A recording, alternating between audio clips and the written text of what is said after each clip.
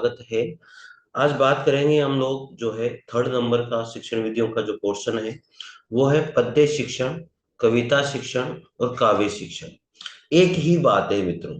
चलिए बात करते हैं। छंद के नियमों से युक्त रचना पद्य रचना कहलाती है। बिल्कुल सही बात है कि छंदबद्ध जो रचनाएं होती है वो सारी की सारी पोएम कहलाती है, अर्थात पद्य रचना कहलाती है।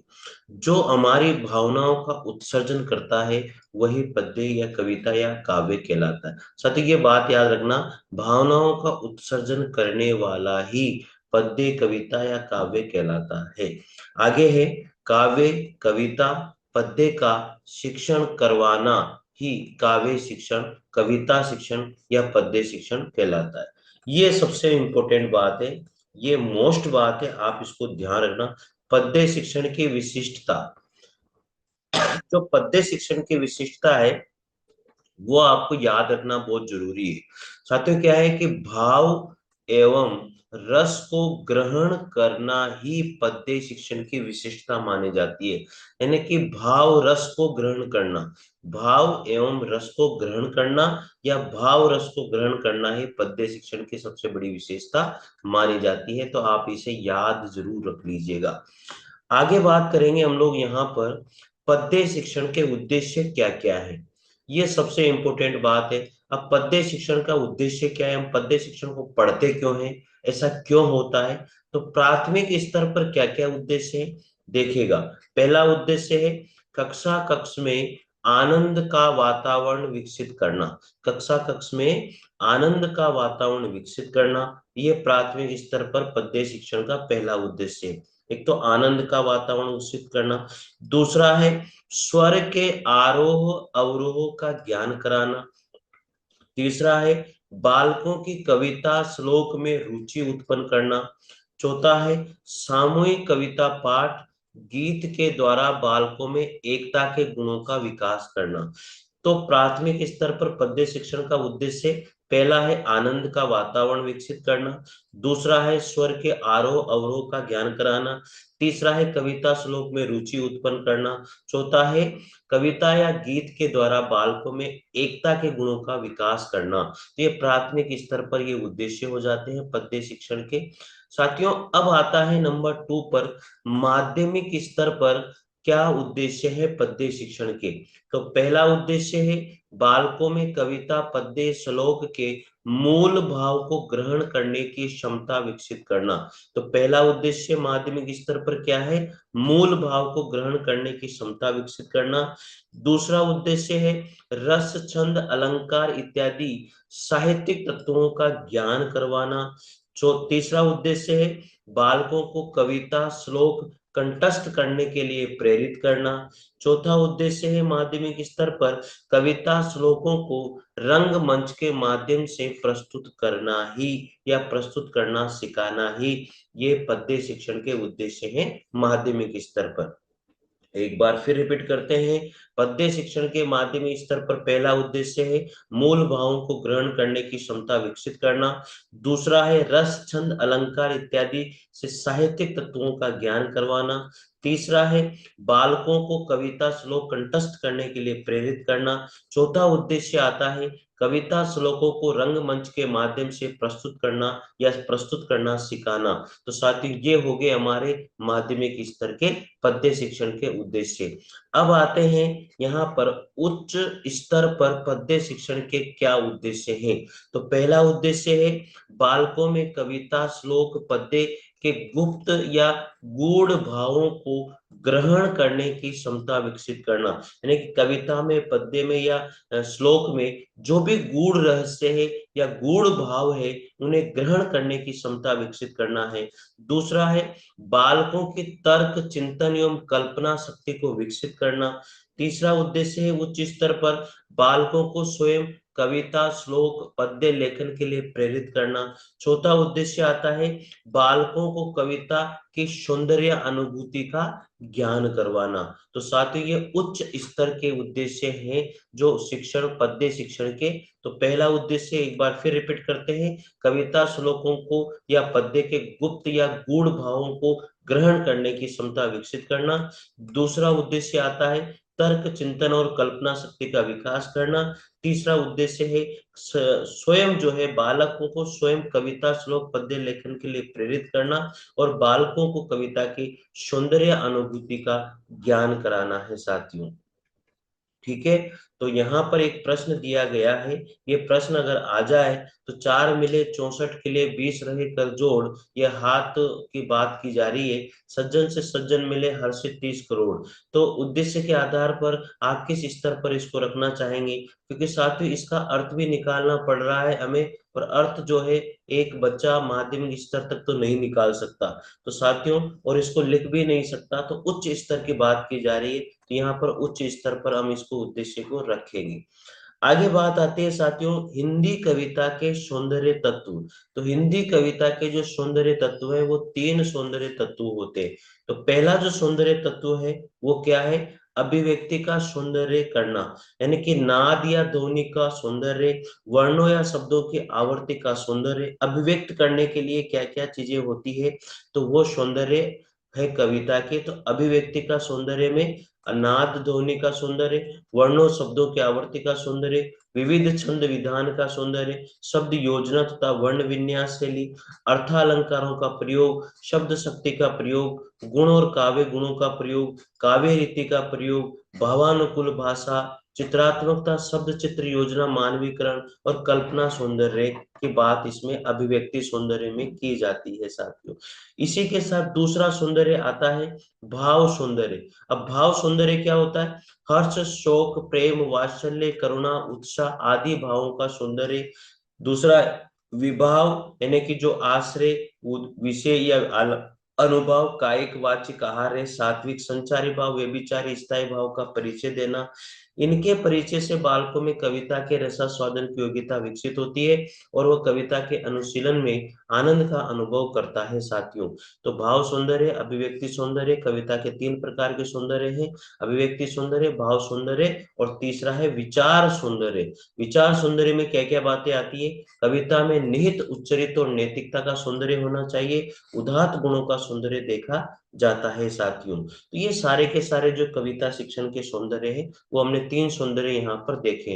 अब आता है साथियों मूल जो बात है जो हमें पढ़नी है, पद्य कविता काव्य शिक्षण की विधियां। तो ये चीज सबसे आपको याद रखनी है, प्राथमिक स्तर पर, माध्यमिक स्तर पर और उच्च स्तर पर। तो प्राथमिक स्तर पर जो कविता शिक्षण की विधियां हैं या पद्य शिक्षण की विधियां हैं प्राथमिक स्तर पर, पहली आती है अर्थबोध उद्बोधन या भाषा अनुवाद विधि, दूसरी गीत विधि, तीसरी अभिनय नाट्य विधि और चौथी है रसास्वादन विधि। तो साथियों सबसे पहले प्राथमिक स्तर पर अगर विधियों की सबसे सर्वश्रेष्ठ बात की जाए, रसास्वादन विधि है, फिर आती है अभिनय नाट्य विधि, फिर आती है गीत विधि और चौथे नंबर पर आती है अर्थबोध उद्बोधन या भाषा अनुवाद विधि, जो प्राथमिक स्तर पर देखी जाती है। दूसरे नंबर पर बात करेंगे माध्यमिक स्तर की विधियां। तो माध्यमिक स्तर पर पहली विधि है दंडान्वय विधि, दूसरी खंडान्वय विधि, तीसरी व्याख्या विधि और चौथी है टीका विधि। ठीक है, तो ये होती है माध्यमिक स्तर की विधियां। आपको याद रखनी है प्राथमिक स्तर पर कौन सी विधियां होती है, माध्यमिक स्तर पर कौन सी विधियां होती है, पूछी जा सकती है साथियों। तीसरे नंबर पर है उच्च स्तर पर विधियां, व्यास या भाष्य विधि, तुलना विधि, समीक्षा विधि, टीका विधि हम लोग कहते हैं जिसको। ठीक है, तो व्यास या भाष्य विधि, तुलना विधि, समीक्षा विधि और टीका विधि ये उच्च स्तर की विधियां हैं। तो अब पढ़ते हैं नंबर 1 से साथियों, अर्थबोध या उद्बोधन या भाषा अनुवाद विधि। पहले विधि आती है जो प्राथमिक स्तर की विधि है साथियों। ये विधि पद्य या कविता शिक्षण की परंपरागत विधि मानी जाती है। आगे बात करेंगे किसी पद्य कविता को पढ़ाते समय कोई शिक्षक गद्य पाठ की तरह ही केवल नवीन कठिन शब्दों का अर्थ बताकर ही कविता श्लोक पढ़ा देता है, तो वह अर्थबोध उद्बोधन या भाषा अनुवाद विधि होती है। जैसे कोई भी शिक्षक होता है साथियों, अगर उसका नवीन शब्दों का या कठिन शब्दों का अर्थ बता करके उसे पढ़ाता है तो फिर वो अर्थबोध या भाषा अनुवाद या उद्बोधन विधि कहलाती है। आगे बात करते हैं साथियों, इसके अनुसार शिक्षक जो है श्लोक कविता को स्वयं पढ़कर उसका बच्चों की मातृभाषा में अनुवाद कर देता है तो भी अर्थबोध विधि ही कहलाती है। मातृभाषा का उपयोग करके उसे पढ़ा देना या अनुवाद कर देना, ट्रांसलेशन कर देना, तो भाषा अनुवाद विधि होती है। बात करेंगे इसमें शिक्षक कभी कभी छात्रों से भी श्लोक कविता का वाचन करवाकर स्वयं सहायता करते हुए छात्रों से भी अर्थ निकलवाने का प्रयास करता है। आगे है यह विधि पद्य या कविता शिक्षण की सबसे निरीश विधि मानी जाती है, क्योंकि इसमें छात्र सक्रिय न होकर के शिक्षक ही सक्रिय होता है, इसलिए यह विधि पद्य शिक्षण की सबसे निरीश विधि मानी जाती है। अगला है साथियों, इस विधि में छात्र श्लोक कविता के अर्थ को रटकर लिखने में तो समर्थ हो जाते हैं, परंतु वे कविता श्लोकों के मुख्य भाव या संरचना या सौंदर्य की अनुभूति करने में असमर्थ रहते हैं। शिक्षक इस विधि को पाठ्यक्रम पूरा करवाने के लिए काम में लेता है।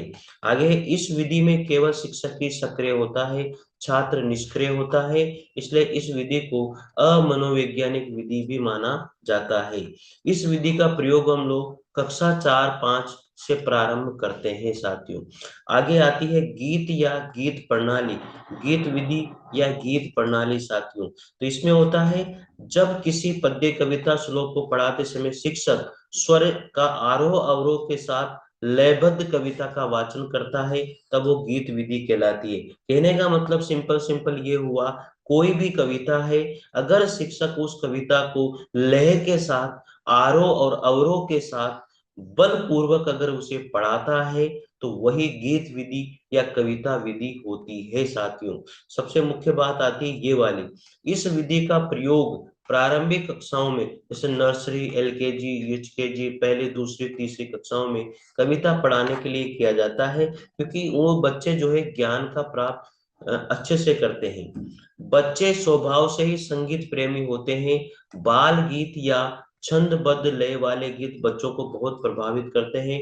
इन गीतों या पद्यों को पढ़ाने में लयात्मक प्रणाली या गीत प्रणाली कहलाती है। आगे बात करते हैं, इस विधि में शिक्षक स्वयं स्वर और ताल के साथ गीत पढ़ता है, फिर बच्चे शिक्षक का क्या करते हैं, अनुसरण करते हैं। तो ये बात याद रखना, किस विधि में बच्चा अनुकरण करता है तो गीत प्रणाली या गीत विधि में करता है। आगे है, इसमें बालकों के द्वारा समवेत यानी कि एक साथ स्वस्वर पाठन भी किया जाता है, तो स्वस्वर पाठन का भी उच्चारण इस विधि में होता है साथियों। आगे बात करेंगे, समवेत स्वस्वर पाठन में अनावश्यक हाव भाव और अंग संचालन नहीं होना चाहिए, केवल उचित रीति से पढ़ने का अभ्यास होना चाहिए। इस विधि के अनुसार पढ़ाए जाने वाले गीतों, पद्यों, श्लोकों की शब्दावली सरल और ध्वन्यात्मक होती है। बालक सरलता पूर्वक इन्हें कंठस्थ कर लेता है और लय और ताल के साथ पढ़ने में आनंद की अनुभूति भी लेता है। तो गीत प्रणाली या गीत विधि बहुत ही सक्सेसफुल विधि मानी जाती है साथियों। अगली विधि आती है अभिनय या नाट्य विधि। तो किसी पद्य या कविता श्लोक को पढ़ाते समय जब कोई शिक्षक स्वर के आरोह और अवरोह के साथ लय पूर्वक उसका वाचन करता है और उसके साथ पद्य या कविता या श्लोक के भावों के अनुसार अंग संचालन भी करता है, तब इस विधि को अभिनय या नाट्य विधि कहते हैं। कहने का मतलब सिंपल ये हुआ, अगर कोई शिक्षक किसी भी पोएम या कविता या पद्य शिक्षण को पढ़ा रहा है या पद्य शिक्षण कर रहा है, उसको पढ़ते समय वो कविता को लय पूर्वक आरोह और अवरोह के साथ पढ़ रहा है, और उस कविता में या उस पद्य में, उस श्लोक में अगर कोई ऐसा भाव आता है जहां अंग संचालन करना जरूरी है और वो उसके साथ लय के साथ अंग संचालन करता है, तो इस विधि को हम लोग अभिनय या नाट्य विधि भी कहते हैं साथियों। आगे होगी बात आप लोगों के समझ में। चलिए आगे बात करते हैं, प्राथमिक यानी कि प्रारंभिक स्तर पर अनेक गीत ऐसे पढ़ाने होते हैं जिनमें क्रियात्मकता अधिक होती है। ऐसे गीतों को ही अभिनय या नाट्य विधि से पढ़ाया जाता है। आगे है, इसमें कार्य अथवा भाव प्रदर्शन के लिए बालक उचित भाव, भंगिमा और अंग संचालन के साथ कविता पढ़ते हैं। इस प्रणाली में कक्षा में बड़ा ही सजीव और सरस वातावरण बन जाता है और बच्चे आनंद मग्न होकर के अध्ययन करते हैं साथियों इस प्रणाली से।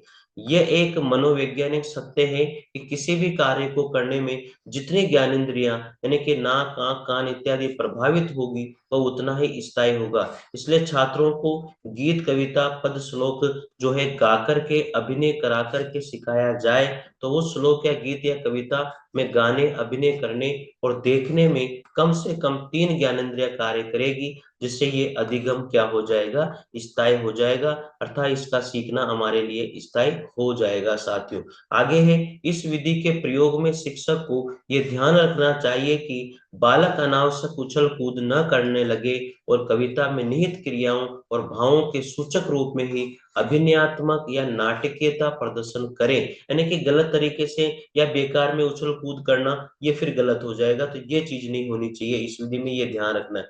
उपयुक्त तीनों विधियों अर्थबोध, गीत, अभिनय, नाट्य में अभिनय या नाट्य विधि ही प्राथमिक स्तर पर कविता पद्य शिक्षण के लिए श्रेष्ठ विधि मानी जाती है। कविता शिक्षण या पद्य शिक्षण के लिए श्रेष्ठ विधि जो है प्राथमिक स्तर पर अभिनय नाट्य विधि को ही माना जाता है। साथियों, अगली विधि आती है रसास्वादन विधि। बहुत तगड़ी विधि है। यह विधि अभिनय और नाट्य विधि का ही थोड़ा सा व्यापक रूप होता है। रसास्वादन शब्द रस और आस्वादन के योग से बना है, जिसका शाब्दिक अर्थ होता है पूर्ण स्वाद ग्रहण करना। ठीक है, अर्थात किसी कविता या पद्य श्लोक को पढ़ाते समय शिक्षक स्वर के आरोह अवरोह के साथ लय पूर्वक कविता श्लोक का वाचन करता है, साथ ही साथ कविता के भावों को अनुसार अंग का संचालन भी करता है। तो वह शिक्षक के साथ साथ छात्र भी उसी प्रकार का कार्य करते हैं, तो उसे रसास्वादन विधि कहलाती है। साथियों, प्राथमिक स्तर पर अगर सर्वश्रेष्ठ विधि की बात की जाए तो रसास्वादन विधि को ही माना जाता है। दूसरी बात फिर ये आती है अभिनय नाट्य विधि आती है, तीसरी फिर गीत विधि आती है, फिर अर्थबोधन विधि आती है। तो आपको ये ध्यान रखना है। अगली क्लास में साथियों हम पढ़ेंगे प्राथमिक स्तर पर जो है पद्य शिक्षण की विधियां। कौन सी? प्राथमिक स्तर पर पद्य शिक्षण की विधियां पढ़ेंगे अगली क्लास में साथियों। तब तक के लिए जय हिंद, जय भारत। और इन सभी शिक्षण विधियों की जो पीडीएफ है आपको कोटा ऑनलाइन क्लासेस ऐप के ऊपर मिलेगी, इसलिए आप प्ले स्टोर में जाकर के या डिस्क्रिप्शन में जाकर के उस लिंक से भी आप ज्वाइन कर सकते हैं। आप क्या लिखोगे? KOC फिर कोटा ऑनलाइन क्लासेज, ऐसे लिख करके आप प्ले स्टोर से पेज को डाउनलोड कर सकते हो साथियों। तो चलिए मित्रों, मिलते हैं अगली क्लास में। इसकी पीडीएफ आपको ऐप के ऊपर ही फ्री मटेरियल वाले ऑप्शन में मिलेगी साथियों। और साथियों, अच्छा लगे तो जरूर निश्चित रूप से चैनल को सब्सक्राइब कीजिए, लाइक कीजिए। तो थैंक यू सभी को बहुत।